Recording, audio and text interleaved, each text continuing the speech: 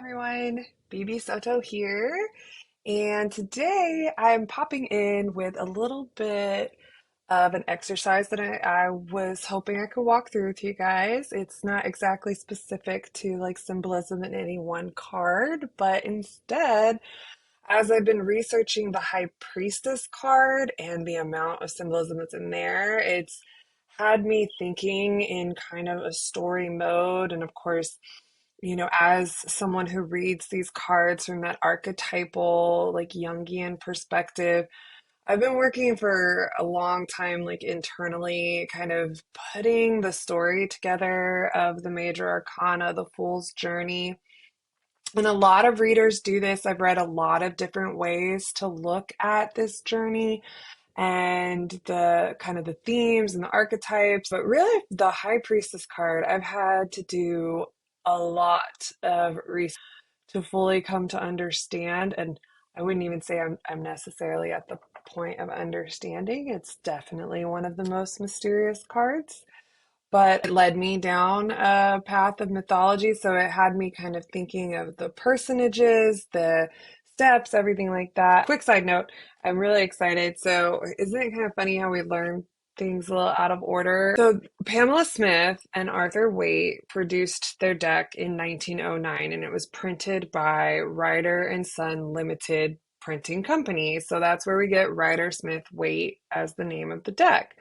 In 2009, US Games created Centennial Edition. So you have the Centennial Edition of the deck alone, but you can also get this Pamela Coleman Smith commemorative set, which is something I recently purchased. I'll include the link. It's not horrible. It's still available on Amazon.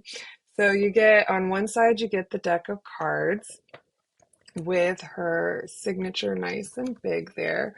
And then on the other side, you get a hard copy of the Pictorial Key by A.E. Waite. I've been reading a digital copy available via the public domain, so I am excited to have a copy I can hold myself. You get this book on Pamela Smith, written by the same author who wrote the massive book that I've been reading and doing research on her. So I haven't really checked this one out yet but I'm sure there's different stuff in here. So I am going to look at it. You get a little bit of, information on reading the tarot. And then you get these beautiful postcards of her artwork because she was quite a prolific artist in her own right. So if you are starting out or you're looking to add the iconic deck to your collection, I can't recommend getting this set. I'm really excited to have come across it. So anyway, so all of this I've been doing. I would like to kind of verbalize my ideas of the storytelling as the Fool goes through the Fool's journey. I've recently really come to realize that that is how I read the deck. I really do read it from kind of like the cards are telling me a story. I know a lot of people do that, and I know a lot of people who read them differently. And so I think this is going to help me. And I encourage anyone who's trying to learn to actually sit down and do this, because I've read a lot of different readers who typically break them out into like the Fool out by himself, and then they break different stages. And I haven't quite gotten there yet with my own stages, but I am starting to kind of see how the storyline progresses. So I want to start with our Fool, okay, who we are unsure, is this person about to just step off that cliff? They have no idea. Are they as insensate as Arthur Waite describes them? Insensate being a new favorite vocabulary word, which basically means without sense. Or really, are they happily changing direction?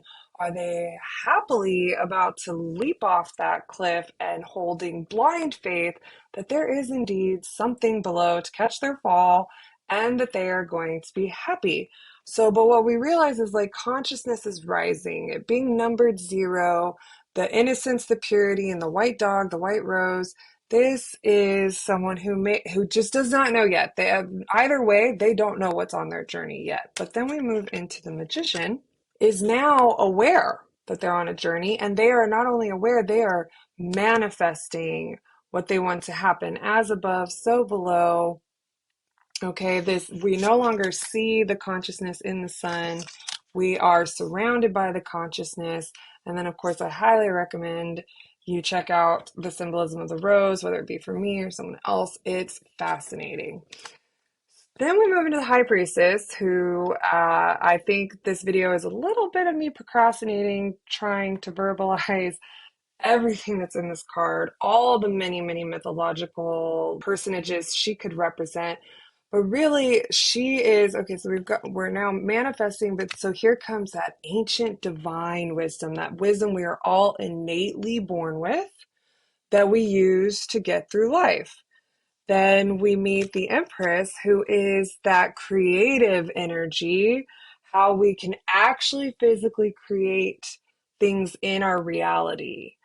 And then the Emperor is the wisdom through experience, that person that makes decisions because they've been through it and they've gained that experience that helps them decide how to move throughout life. This contributes to the establishment of education that we have and the student teacher relationships that we all have with life. We become teachers in some ways, we stay students or become students again. And this helps, in life, there's always the traditions that we pull from in making decisions and knowing where we're going. And there's what we've been taught, and that's this. And so that the Lover's card is bringing that all together, coming together in the Lover's card, both that passive, feminine energy found in the Divine Wisdom card, the active, like learning and creating found in the Empress and the Emperor card, and learning and the education, they come together in the Lovers, and now we can step out into the world as the person we think we know we want to be, or the person who we want the world to see. And again, and now we're moving throughout the world with all of that internal knowledge, that knowing we can create things, that what we've learned from those who came before us, and we're driving forward in life knowing what we want to do. And this comes back to, so she ties back to our magician. Notice that they both have the infinity symbol, which Arthur Waite actually specifically says is a symbol of the Holy Spirit in Christ, but it's that eternal. And so we're driving forward. We know what we want to do. We know who we want to be, but it takes a lot of strength on that path to stay the course. And so then now look how even like color wise, right? These two cards relate to each other. And then look at how these two cards relate to each other in color palette, okay?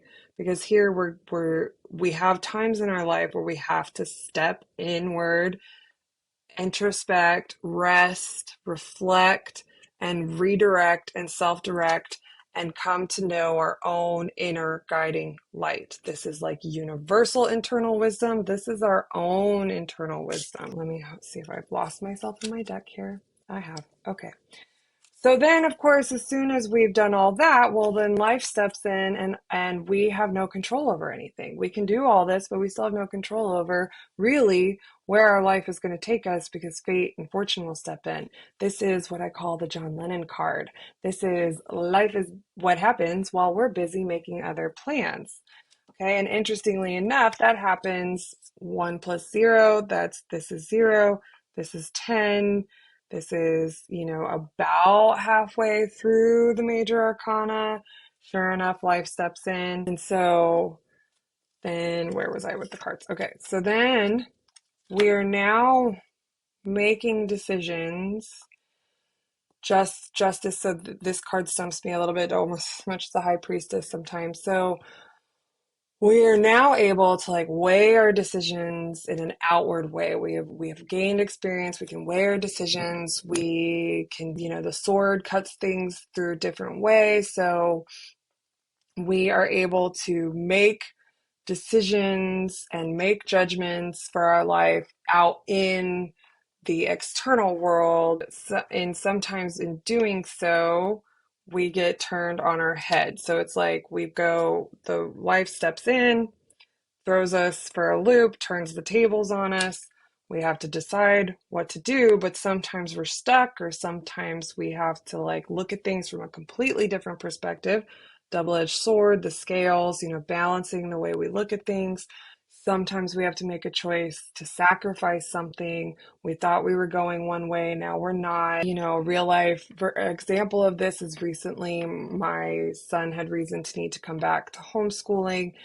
Was very motivated, very chariot energy, in that I was focused on how I was gonna, build this business, build everything. And now I have to look at things a very different way. It was an unexpected turn of events. And now I had to really like make a decision. I had to really think about what we were gonna do.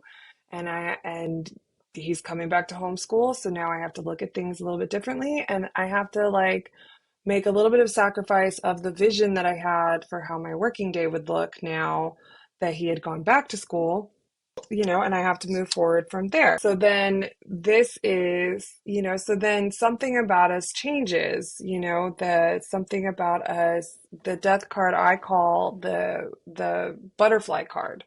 The caterpillar goes into the cocoon and essentially dies, and the caterpillar is no more, and then emerges a butterfly. So, we transfer and change. Like what was is lost, and now we are moving forward anew. And hopefully on that journey, we've now learned that so this kind of goes back, I think, to, a little bit of the justice card is like, it's not always so this or that, like there's all of this in between, and hopefully we've learned to move forward with that, in between, and being in moderation and accepting what comes.